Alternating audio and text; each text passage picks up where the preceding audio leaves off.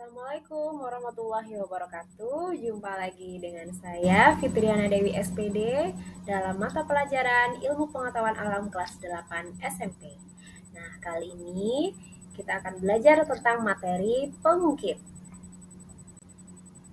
Nah, sebelum kita memulai kegiatan pembelajaran pada hari ini, Ibu ingin mengingatkan tentang kesepakatan kelas yang sudah kita sepakati bersama-sama.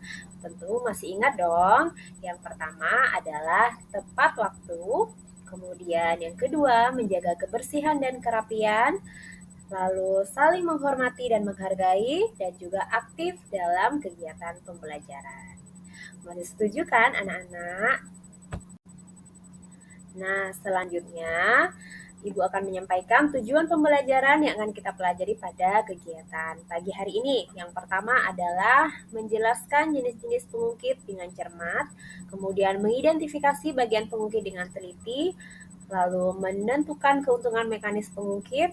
Yang keempat adalah mengelompokkan alat-alat yang menerapkan prinsip pengukit dalam kehidupan sehari-hari dengan cermat, lalu menyajikan hasil diskusi tentang identifikasi bagian-bagian pengukit, kemudian menyajikan hasil diskusi tentang alat-alat yang menerapkan prinsip pengukit dalam kehidupan sehari-hari dengan terampil, dan yang terakhir adalah menyajikan hasil diskusi tentang penentuan keuntungan mekanis dengan terampil.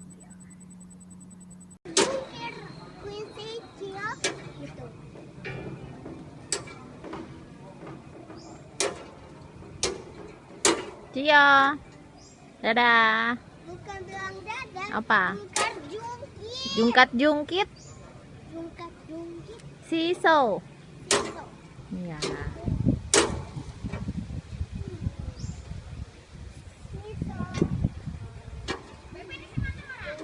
jungkit.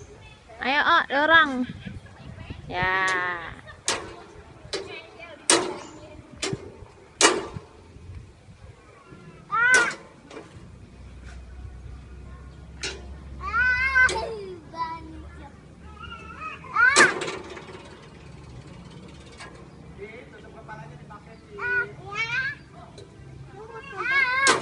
Bentar, bentar. Sabar. Bentar.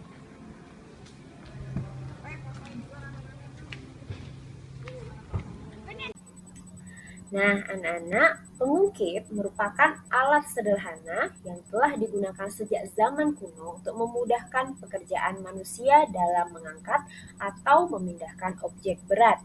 Prinsip dasar pengukit adalah menggunakan titik tumpu sebagai poros dan batang pengukit untuk menerapkan gaya.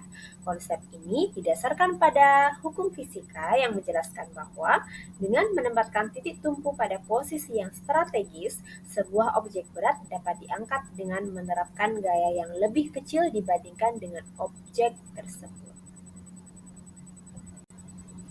Berikut ini adalah jenis-jenis pengukit. Jadi ada pengukit jenis ke-1, pengukit jenis kedua, dan juga pengukit jenis ketiga. Dimana kalau jenis pertama itu titik tumpu berada di tengah, jenis kedua itu titik beban yang berada di tengah, dan kemudian yang ketiga itu titik kuasanya yang berada di tengah-tengah. Jadi pada bagian pengukit itu ada bagian titik tumpu, titik beban, dan juga titik kuasa. Nah, berikut ini adalah contoh-contoh alat yang menerapkan prinsip pengukit dalam kehidupan sehari-hari. Jadi pengukit jenis pertama, alat-alatnya itu yang berada di kolom sebelah kiri.